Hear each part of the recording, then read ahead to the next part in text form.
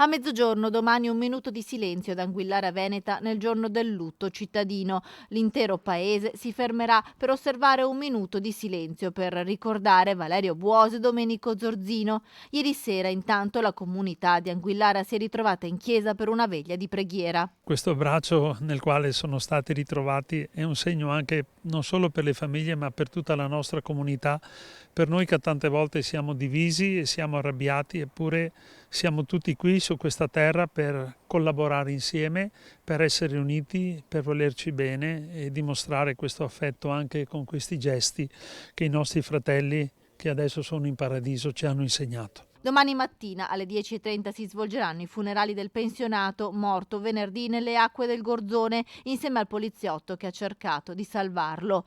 Sempre domani alle 11:30 il feretro di Domenico Zorzino lascerà l'ospedale di Schiavonia e sarà scortato dal corteo di motociclisti della polizia stradale fino ad Anguillara nella palestra comunale di via Olimpiadi, dove sarà allestita la camera ardente vicino ai campi della Junior Anguillara, la squadra che Domenico seguiva con passione e dove giocava suo figlio 17enne.